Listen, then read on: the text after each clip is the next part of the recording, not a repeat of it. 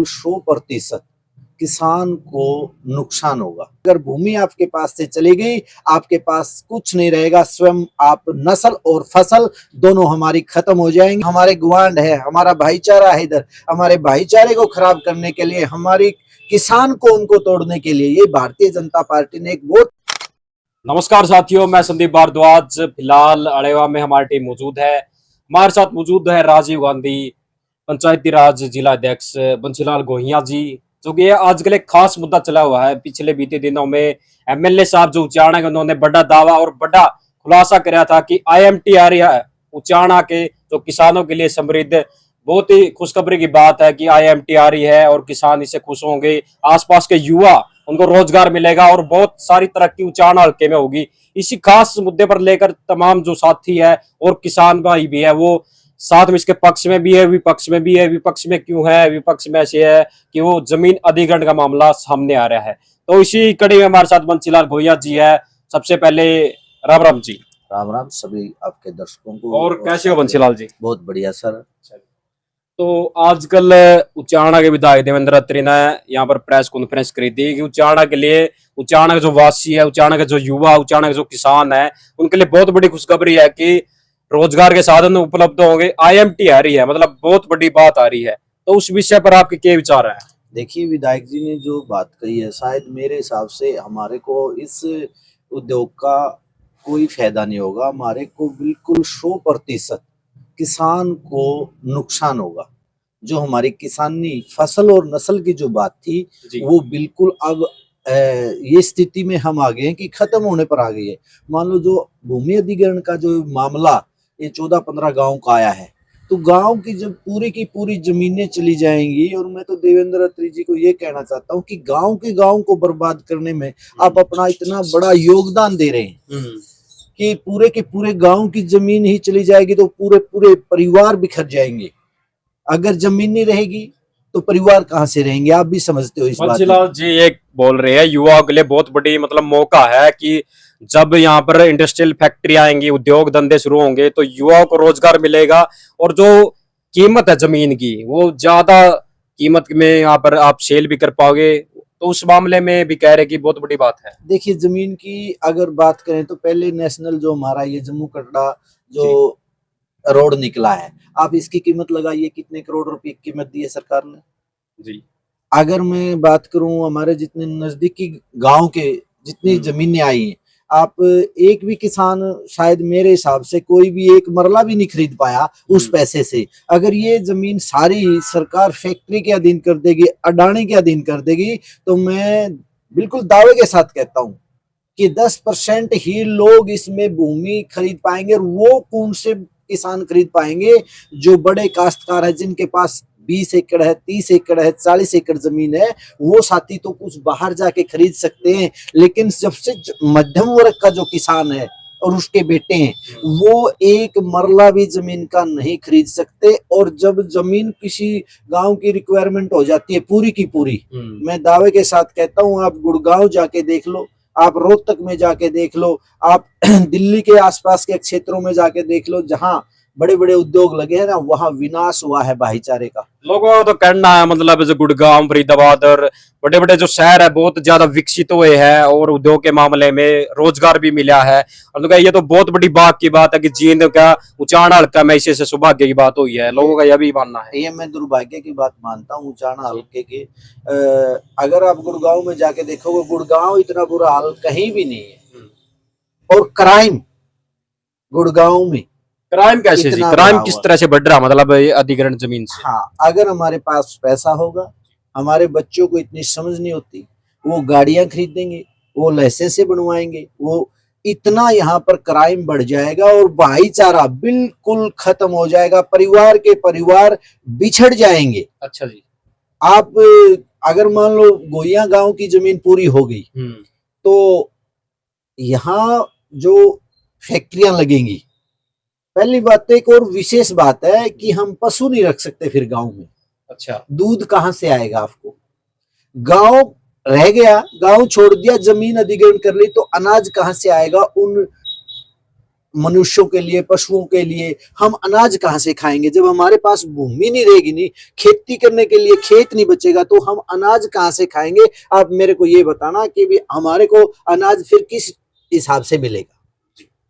तो बड़ा यहाँ पर बात बोल रहे हैं बंसीलाल जी की अनाज कहाँ से आएगा, खाने को दाने कैसे आएंगे, पशुओं के लिए किस प्रकार चारा आएगा, जो भी खेती की।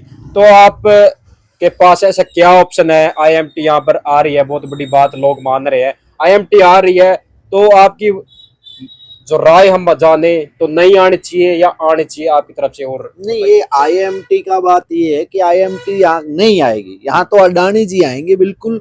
और ये जो 35,000 एकड़ का जो मामला पूरे हरियाणा में चल रहा है, हरियाणा में भारतीय जनता पार्टी ने किसानी को खत्म करने के लिए 2017 से ही एक परिप्लान बनाया था। उसके अधीन में जो 3 काले कानून लेके आए और किसान जो सड़कों पर बैठे दिल्ली जाके, तो माननीय नरेंद्र मोदी जी ने वहां पर झुकना पड़ा था और वो दर्द उसको सीने में चुभ रहा है।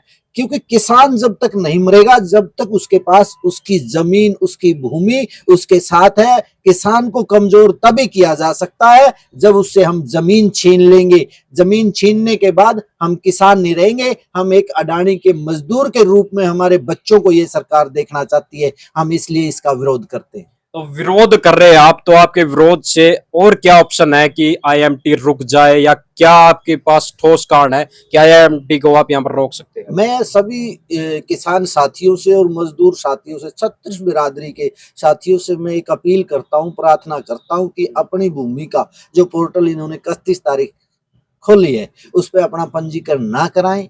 इन ऐसी सरकार में कोई ताकत नहीं होती कि वो हमारी भूमि हमसे जबरदस्ती छीन सके। अगर जबरदस्ती ले गई फिर तो उसके खिलाफ एक आंदोलन होगा।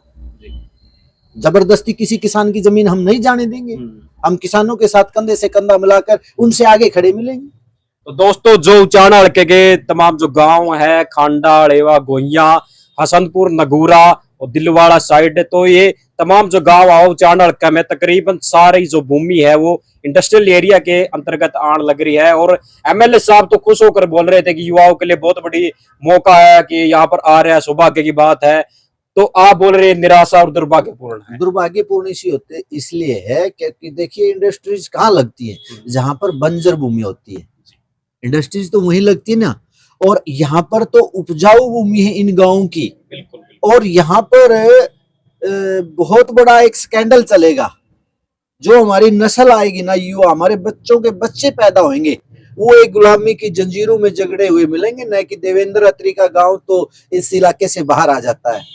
ये इलाका हमारे नजदीक पड़ता है, हमारे गुआंढ है, हमारा भाईचारा है। इधर हमारे भाईचारे को खराब करने के लिए, हमारी किसान को उनको तोड़ने के लिए ये भारतीय जनता पार्टी ने एक बहुत बड़ा षड्यंत्र के तहत किसान की जमीन इठाने के लिए ये हथकंडा अपनाया है। आपका गांव गोइया तो इसके अंतर्गत मतलब पूरा इन्वॉल्व है। हाँ। कितने किले आपको मतलब नुकसान की तरफ आप कह रहे हो, जिससे आपसे कि दुर्भाग्यपूर्ण है, तो नुकसान ही माने कितने किले इसके अंतर्गत आ रहे हैं? मेरे गांव के लगभग 800 एकड़ जमीन है। 800 एकड़ पूरे गांव की कुल मिला के लगभग थोड़ा बहुत अप डाउन हो सकता है। तो वहां पर अगर मान लो 4 गांव के अंदर घेराबंदी हो जाएगी, फिर तार बैड कर देंगे वो लाल डोरे की, तो गांव के जो बच्चे और है ना, हम तो उस खेत की तरफ लखा भी नहीं सकते। बिल्कुल, वो तो क्योंकि वो किसी के अधीन चली गई है, उसने हमारी जमीन को ले लिया है।